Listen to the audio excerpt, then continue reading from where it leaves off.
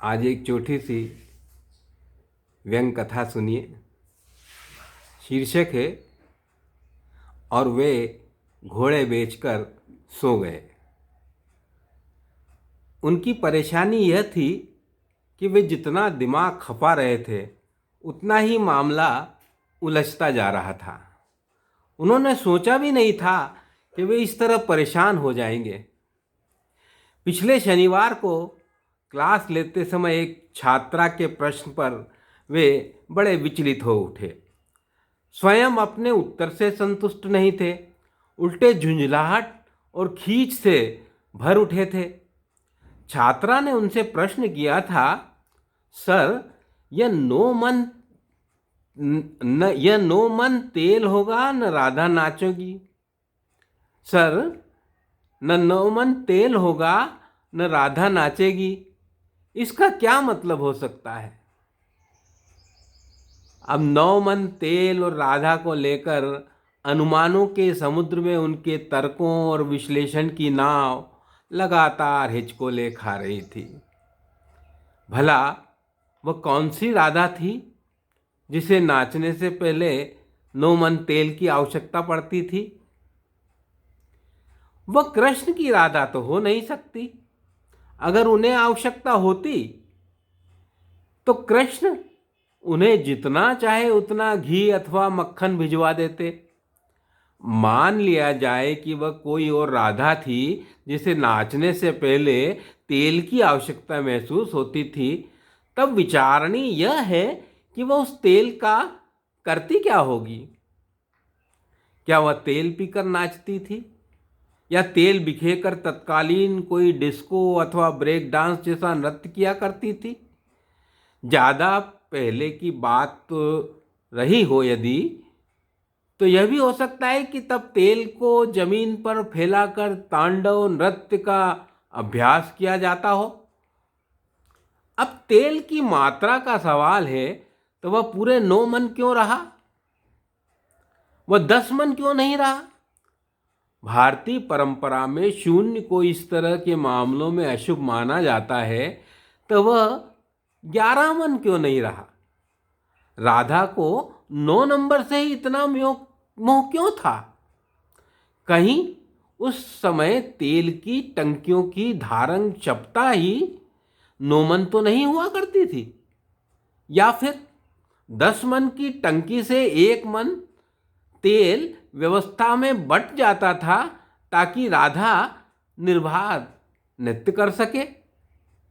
1 मन तेल का बटना क्या तत्कालीन भ्रष्टाचार की प्राथमिक स्थिति हुआ करती थी?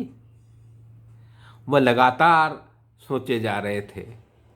उनका अनुमान था, कहावत के पीछे की कथा अवश्य ही उस देश काल से संबंधित रही होगी जब 2 चम्मच तेल के इंतजाम में राधा को हाथ पैर नहीं नचाना पड़ते थे, बल्कि 9 मन तेल के अभाव में वह नृत्य करने से इनकार कर दिया करती थी।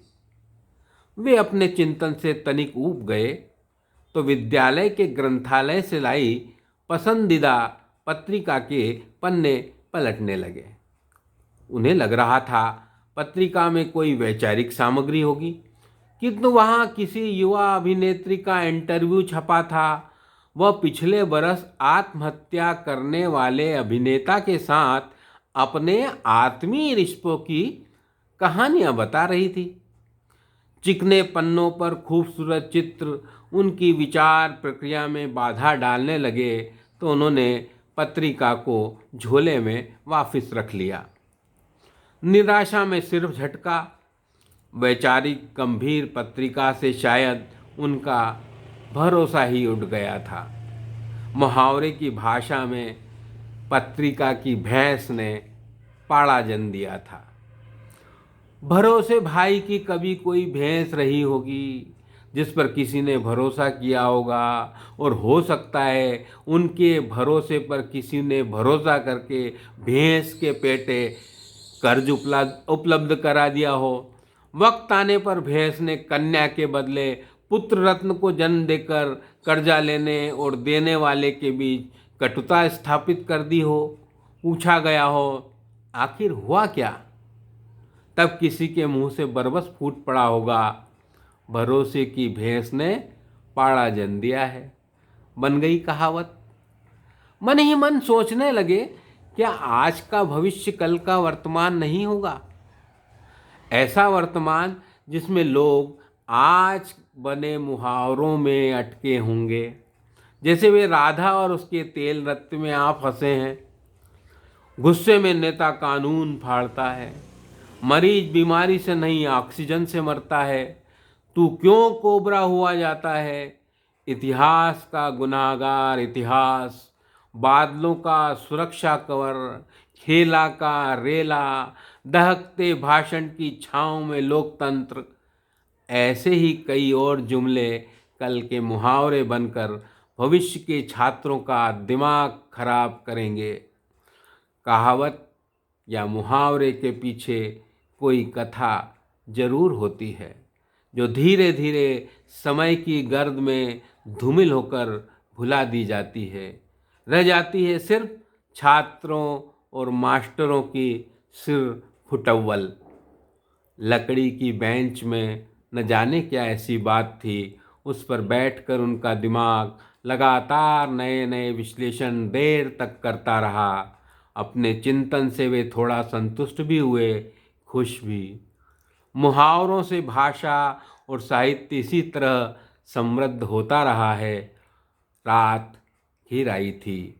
टाउन हॉल की बेंच से उठकर घर का रुख किया और घोड़े बेचकर सो गए। उसी तरह जैसे 15वीं सदी में अरब से आया एक सौदागर बादशाह को 20 घोड़े बेचकर निश्चिंत होकर शाही बाग में चैन से सो गया था। मन मस्तिष्क को राहत मिल जाए तो गहरी नींद आती है, जागने पर तो नए सवाल और चिंताओं के घोड़े फिर हिन हिनाने लगते हैं। चिंताओं के घोड़े फिर हिन हिनाने लगते हैं। बहुत बहुत धन्यवाद।